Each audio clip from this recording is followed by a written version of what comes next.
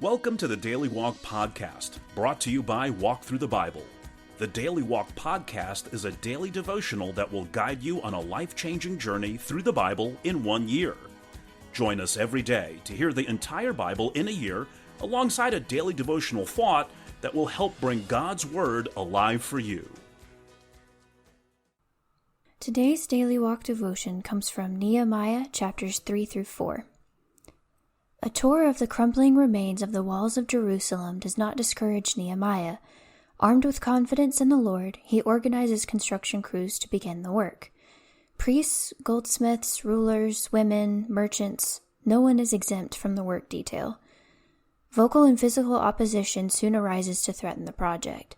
With morale at a low point, Nehemiah rallies his workers once again, instructing them to be ready for battle and available for work.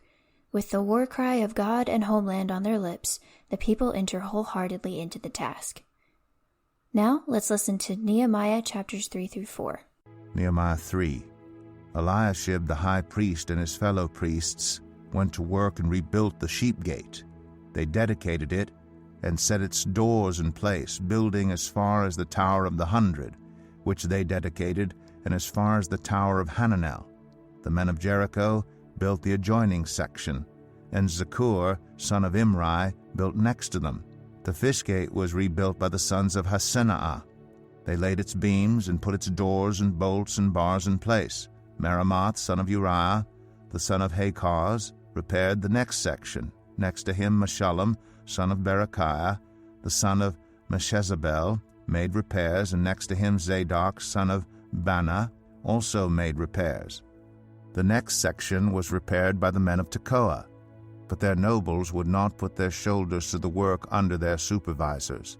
The Jeshanah gate was repaired by Joiada, son of Paseah, and Meshullam, son of Besadai. They laid its beams and put its doors with their bolts and bars in place. Next to them repairs were made by men from Gibeon and Mizpah, Melatiah of Gibeon, and Jadon of Maronoth, places under the authority of the governor of Trans-Euphrates.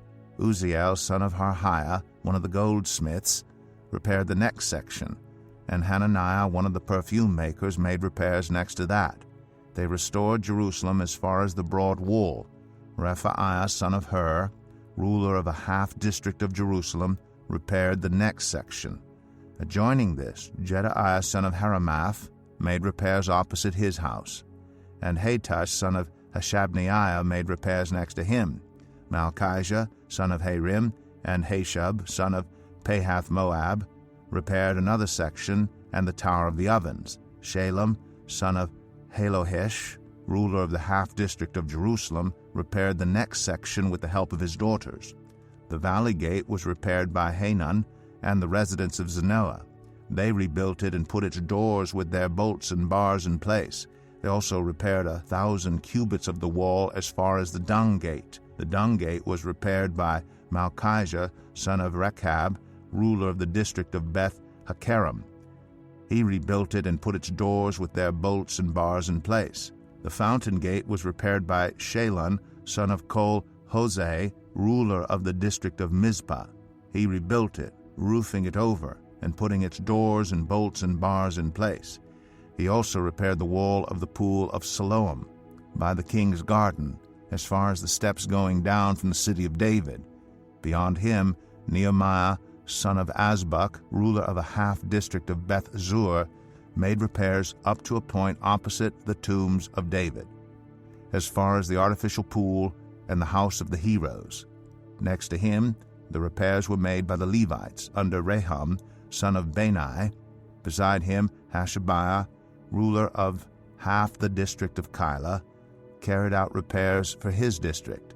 Next to him, the repairs were made by their fellow Levites under Binnui, son of Henadad, ruler of the other half-district of Keilah.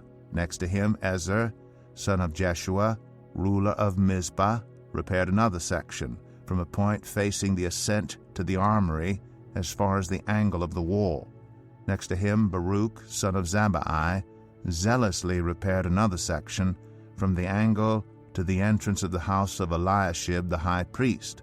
Next to him, Meremoth, son of Uriah, the son of Hakaz, repaired another section, from the entrance of Eliashib's house to the end of it.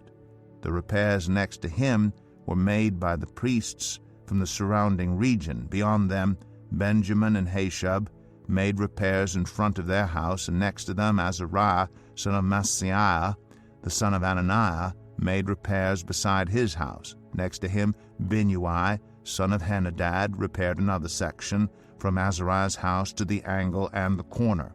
And Palal, son of Uzai, worked opposite the angle and the tower projecting from the upper palace near the court of the guard.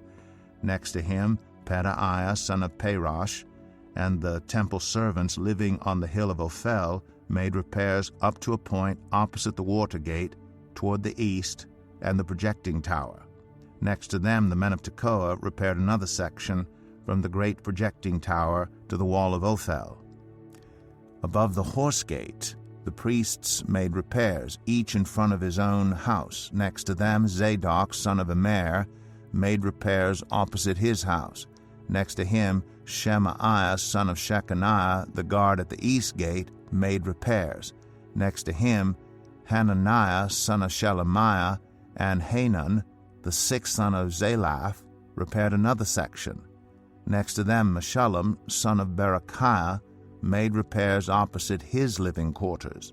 Next to him, Malchijah, one of the goldsmiths, made repairs as far as the house of the temple servants and the merchants opposite the inspection gate, and as far as the room above the corner.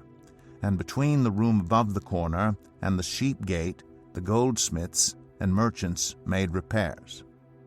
Nehemiah 4. When Sanballat heard that we were rebuilding the wall, he became angry and was greatly incensed. He ridiculed the Jews, and in the presence of his associates and the army of Samaria, he said, "What are those feeble Jews doing? Will they restore their wall?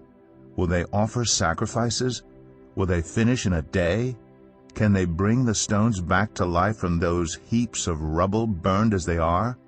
Tobiah the Ammonite, who was at his side, said, "What are they building? Even a fox climbing up on it would break down their wall of stones." Hear us, our God, for we are despised. Turn their insults back on their own heads. Give them over as plunder in a land of captivity. Do not cover up their guilt or blot out their sins from your sight, for they have thrown insults in the face of the builders. So we rebuilt the wall till all of it reached half its height, for the people worked with all their heart. But when Sanballat, Tobiah, the Arabs, the Ammonites, and the people of Ashdod heard that the repairs to Jerusalem's walls had gone ahead and that the gaps were being closed, they were very angry. They all plotted together to come and fight against Jerusalem and stir up trouble against it. But we prayed to our God and posted a guard day and night to meet this threat. Meanwhile, the people in Judah said, "The strength of the laborers is giving out, and there is so much rubble that we cannot rebuild the wall." Also our enemies said, "Before they know it or see us, we will be right there among them and will kill them and put an end to the work." Then the Jews who lived near them came and told us 10 times over, "Wherever you turn, they will attack us." Therefore I stationed some of the people behind the lowest points of the wall at the exposed places, posting them by families with their swords, spears, and bows. After I looked things over, I stood up and said to the nobles, the officials, and the rest of the people, "Don't be afraid of them. Remember the Lord, who is great and awesome, and fight for your families, your sons and your daughters, your wives and your homes." When our enemies heard that we were aware of their plot and that God had frustrated it, we all returned to the wall, each to our own work. From that day on, half of my men did the work, while the other half were equipped with spears, shields, bows, and armor. The officers posted themselves behind all the people of Judah who were building the wall. Those who carried materials did their work with one hand and held a weapon in the other, and each of the builders wore his sword at his side as he worked, but the man who sounded the trumpet stayed with me. Then I said to the nobles, the officials, and the rest of the people, "The work is extensive and spread out, and we are widely separated from each other along the wall. Wherever you hear the sound of the trumpet, join us there. Our God will fight for us." So we continued the work, with half the men holding spears, from the first light of dawn till the stars came out. At that time I also said to the people, Have every man and his helper stay inside Jerusalem at night, so they can serve us as guards by night and as workers by day. Neither I, nor my brothers, nor my men, nor the guards with me took off our clothes. Each had his weapon, even when he went for water. Here's our Daily Walk devotional thought for today. Good management is getting things done through people, and few Bible characters can match the organizational and managerial skills of Nehemiah.